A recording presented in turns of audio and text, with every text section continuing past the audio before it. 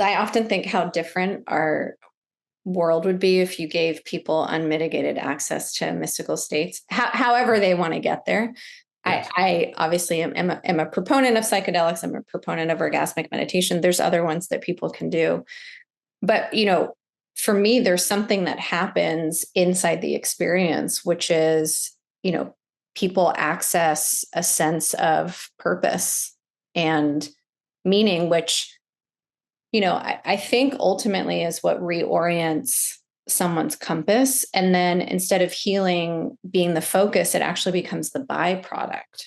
Because all of a sudden there's a deeper sense of meaning. There's a capacity to access the idea of, what am I here for? Like I'm on this planet for however long I'm here for. I want to contribute in some kind of way. And I really do believe that vehicles to altered states of consciousness give people access to that.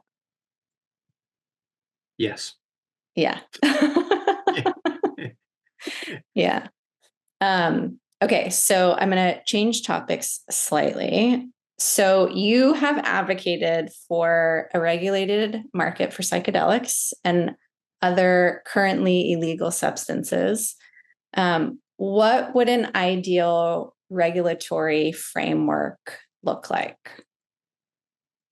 Well, I think this is a really important discussion, partly because when you think about, the discussion in our society about legalization versus criminalization, Yeah. it's a very black and white kind of discussion. Criminalization is throwing everybody in jail, and legalization is giving out all kinds of drugs at corner stores to candy mints to kids, right? So articulating a very thoughtful way of regulating all substances, I think really, really is helpful for the discussion around all currently illegal drugs.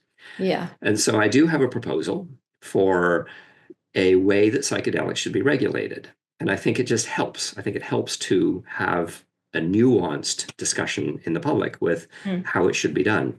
Yeah. And my proposal is psychedelics should be regulated with 2 tracks. Track number 1 is a regulated professional who is a guide. By that I mean somebody would be paid for the job. I call it psychedelic supervisor. It's a paid profession, and they report to a college. And if somebody doesn't like what they did, they can complain to them. And if they did something really wrong, they can have their license revoked. Right. And so this profession of psychedelic supervisor has a responsibility to be, and they're responsible for 8 hours after ingestion of creating a setting that is safe. It doesn't really matter what the setting is. Right. It can be therapy, it can be PTSD treatment, it can be walking in the woods, it can be dancing. It doesn't matter what the context is. It can be indigenous, it can be peyote ceremonies, it can be whatever scenario the person is expert in. And they are required to maintain a safe environment for the person during the period of time that they're under the influence of the substance. I love that. And it is reasonable that there also be a preparatory process and a debrief process, and so there is something that creates a container of safety for the experience. They're a paid professional, and if you complain, they can lose their license. That's one track. Now, I talked at a lot of conferences, and I would mention this, and I'd describe it in a bit more detail than I have now, and inevitably, I would have somebody standing up at the back saying, "I don't like what you're saying." And I would say, "Talk to me, please." And they would say, "I love psychedelics, and what I do with my partner under the influence of a psychedelic, I do not want supervised." And, they had a point. Yeah, And so, totally.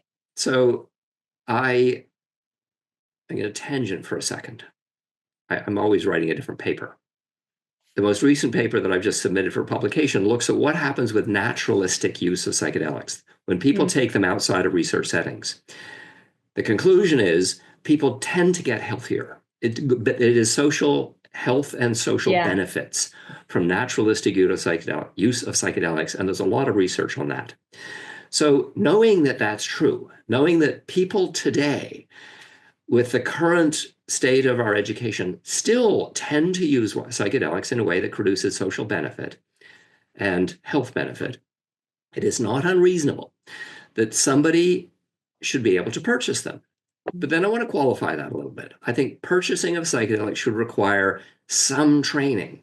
And the training is defined for me as 2 weekends.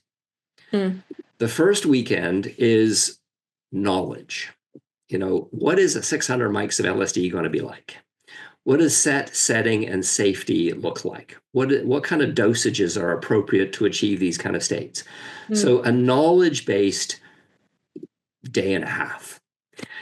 And then the second weekend is an experience where all of the things that people learned the previous weekend were demonstrated by somebody that was a skilled professional. Right. And at the end of that, somebody has to pass a test. 5 grams of mushrooms, what's it going to do? Tell me about set. What does that mean? Tell me about setting. What does that mean? So just really basic questions that you really should know if you're going to take a psychedelic with your friends or your partners. And so if you successfully finish the 2-weekend course and you pass the test, then you should be granted a license that allows you to go into a store and buy psychedelics. And it should be 5-MeO, DMT, ayahuasca, LSD, mushroom, you name it. All the psychedelics are on the list. And you should be able to purchase them in the amounts that you would use with your friends and partners. So you should be able to enjoy them in a context that is useful for you. So 2 tracks. One, a professional track where people get paid. The second, a track that allows people to purchase them and use them as they please.